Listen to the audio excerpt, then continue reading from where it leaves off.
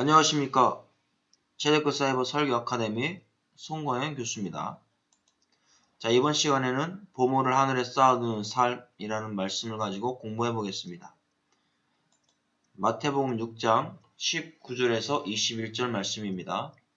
너희를 위하여 보물을 땅에 쌓아두지 말라. 거기는 좀과 동록이 해하며 도둑이 구멍을 뚫고 도둑질하느니라. 오직 너희를 위하여 보물을 하늘에 쌓아두라.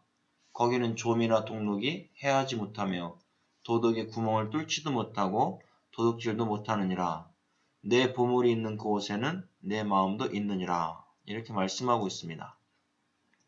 자, 우리는 오늘 본문의 말씀을 통해서 깨달을 것이 보물을 하늘에 쌓아두는 자는 절대 빼앗기지 않는다라는 겁니다.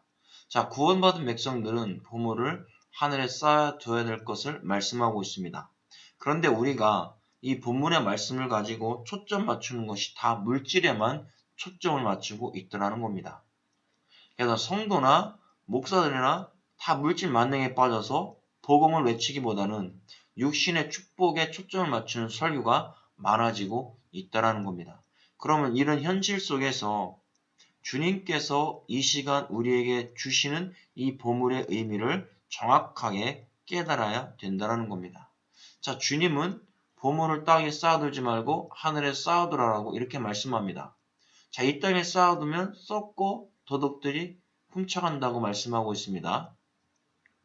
그런데 이 모든 부분들을 목사님들이 설교할 때 물질을 하나님의 뜻에 합당한 곳에 사용하면 하늘의 보물을 쌓아두는 것이라고 설교하고 있습니다. 내가 가지고 있는 물질을 다른 사람을 위해서 사용하면 이 땅에 보물을 쌓아두는 것이 아니라 하늘에 쌓아두는 것이다. 이렇게 가르치고 있습니다. 자, 만약에 그렇다면 물질이 없어서 가난한 교인들은 남을 도와주지 못하고 자신도 살기 어려운 처지에 있는 이런 사람들은 어떻게 보물을 하늘에 쌓을 수 있다는 말입니까? 물질을 남을 위해 사용하지 못하는 사람들은 보물을 하늘에 쌓아두지 못하고 있다는 것으로 우리가 생각할 수가 있습니다. 보물을 물질에만, 돈에만 초점을 맞춰 설교하기 때문에 이런 오류를 범할 수가 있다는 겁니다. 그렇다면 주님께서 말씀하시고 있는 이 보물이 무엇을 의미하고 있는가를 오늘 이 시간 우리는 깨달아야 됩니다. 마태복음 6장 19절 말씀에 너희를 위하여 보물을 땅에 쌓아두지 말라. 거기는 좀과 동록이 해하며 도적이 구멍을 뚫고 도적질하느니라. 이렇게 말씀하고 있습니다. 자, 주님께서 말씀하신 이 보물. 자, 이 보물이 어떤 의미를 가지고 있는지 원어를 통해서 깨달아 보겠습니다. 이 보물이라고 하는 단어는 히브리어로 오차르라고 하는 단어입니다. 곡간, 보물, 창고, 재물, 보화 이런 뜻을 가지고 있습니다. 그러면 주님이 말씀하시는 보물은 귀한 재물이나 보화를 말하고 보물 창고에 이런 재물들을 쌓아서 축적하는 것을 말씀해주고 있습니다. 그런데 우리가 원문을 통해서 볼 때 오차르라고 하는 이 단어는 이 단어 속에 이 짜디를 빼면 빛이라고 하는 단어가 나옵니다. 오르, 빛나다, 영화롭다, 광채나다, 밝히다 이런 뜻입니다. 그럼 빛은 바로 예수 그리스도를 상징해 주고 있습니다. 자, 요한복음 12장 46절에 나는 빛으로 세상에 왔나니 물은 나를 믿는 자로 어둠에 거하지 않게 하려 함이로라. 자, 그렇다면 보물이라는 것이 꼭 물질적인 보물만 이야기하는 것이 아니라 이 보물 속에는 빛 대신 예수 그리스도가 숨어져 있다는 것을 우리가 원문을 통해서 발견할 수가 있습니다. 그렇다면 이제 우리는 이 보물이라는 것을 꼭 물질에만 국한시켜서 설교할 것이 아니라 바로 이 보물은 빛 되시는 예수 그리스도를 나타내주고 있다는 겁니다. 이것을 성도들에게 가르쳐 주셔야 됩니다. 그래서 보물은 바로 십자가에 달리신 예수 그리스도를 믿는 것이 보물입니다. 그래서 구원받은 믿음을 빼앗아갈 수가 없다는 겁니다. 이 믿음을 누가 빼앗아가겠습니까? 그래서 이 예수 그리스도를 믿는 이 믿음 어느 누구도 사탄도 빼앗아갈 수가 없습니다. 그래서 교회에 있어도 자신의 재물 때문에 예수 그리스도를 믿지 못하는 사람들은 바로 구원에 확신이 없는 사람들을 의미해 주는 것입니다. 그럼 구원받지도 못하고 열심히 세상에서 구제하는 이 사람들은 하늘의 보물을 많이 쌓아두었다라는 겁니까? 아니지 않습니까? 그러니까 이제는 이 보물을 꼭 돈, 물질에만 국한시켜서는 안 된다라는 겁니다. 마태복음 19장 21절과 22절의 말씀에 예수께서 가라사대 네가 온전하고자 할진대 가서 네 소유를 팔아 가난한 자들을 주라. 그리하면 하늘에서 보화가 내게 있으리라. 그리고 와서 나를 좇으라 하시니 그 청년이 재물이 많음으로 이 말씀을 듣고 근심하며 가니라. 자, 돈 많은 청년이 있었습니다. 이 청년이 예수님께 찾아와 가지고 하는 이야기입니다. 그런데 다 지켰다라는 겁니다. 율법 다 지켰다라는 거예요. 그런데 예수님께서는 네가 가지고 있는 소유를 팔아라. 그래서 가난한 자들을 주고 너는 나를 좇으라. 이렇게 말씀합니다. 그 청년은 재물이 너무 많아가지고 이 말씀을 듣고 근심하며 돌아갔다라고 말씀하고 있습니다. 재물이 많이 있다고 해서 하늘의 보물을 쌓아두는 것이 아닙니다. 그리고 없다고 해서 쌓지 못하는 것도 아니라는 것입니다. 가장 중요한 것은 주님의 말씀을 따라가는 것이 중요하다는 겁니다. 하늘의 보물을 쌓아둔다는 것은 물론 재물을 잘 사용해서 하늘에 쌓아둔다는 그런 개념도 있습니다. 그러나 더 나아가서 영적인 진리는 예수 그리스도의 믿음을 말씀해주고 있다는 겁니다. 그래서 마태복음 6장 20절에 오직 너희를 위하여 보물을 하늘에 쌓아두라. 거기는 좀이나 동록이 해하지 못하며 도적이 구멍을 뚫지도 못하고 도적질도 못하느니라. 이렇게 말씀하고 있습니다. 자, 주님은 오직 우리를 위하여 보물을 하늘에 쌓아두라고 말씀합니다.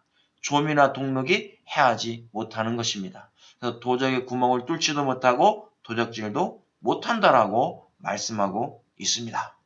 자, 그렇다면 말라기 3장 16절에 그때에 여호와를 경외하는 자들이 피차에 말하매 여호와께서 그것을 분명히 들으시고 여호와를 경외하는 자와 그 이름을 존중히 생각하는 자를 위하여 여호와 앞에 있는 기념책에 기록하셨느니라 그랬습니다. 자, 여호와 하나님 앞에 하나님을 경외하는 사람들이 분명히 하나님 기억하신다고 했습니다. 자, 이 책은 어떤 책입니까? 상급을 기록해 놓는 기념책입니다. 기념책은 지크론이라는 단어입니다. 기억하다, 생각하다, 기념물 이런 뜻을 가지고 있습니다. 그래서 하나님께서는 구원받은 사람들이 모든 상급을 기념책에 기록해 놓음으로 마지막 날에 상을 주시는 것을 말씀해주고 있습니다. 그럼 이 기념책은 구원받은 백성들만 필요하다라는 것입니다.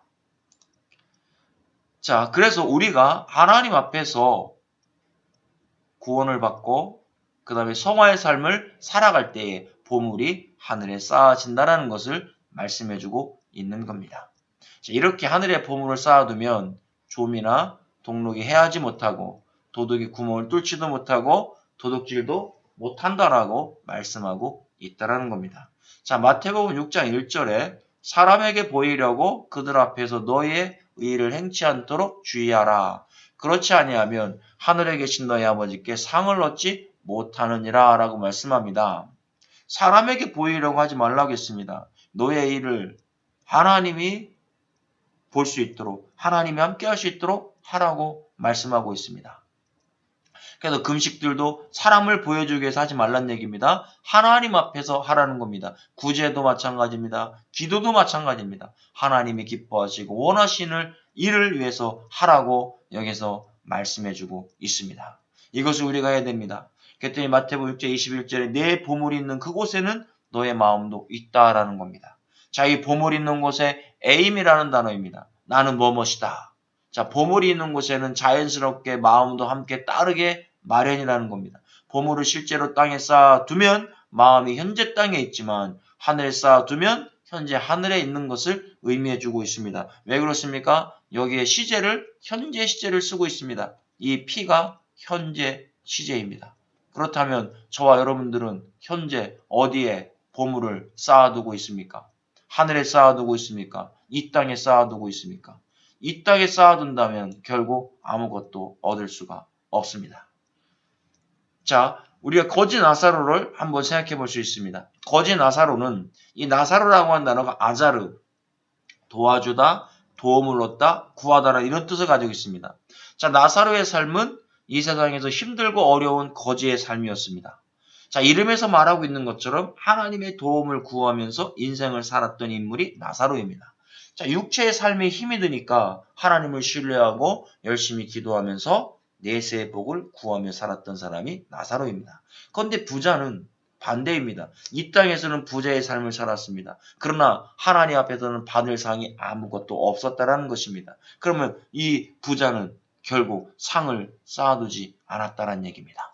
오늘 이 시간 저와 여러분, 우리가 하늘에 보물을 쌓아둔다는 것은 돈만 가지고 하는 것이 아닙니다. 바로 예수 그리스도의 십자가의 복음을 믿고 하는 그 모든 일들이 하나님 앞에서 상급을 받을 수가 있다는 것입니다. 바로 하늘에 쌓아두는 이 상급은 어느 누구도 빼앗갈 수 없다는 것을 이 시간 믿고 바로 하늘에 쌓아두는 이런 상을 받을 수 있는 저와 여러분 될 수 있기를 주님의 이름으로 축복합니다. 수고하셨습니다.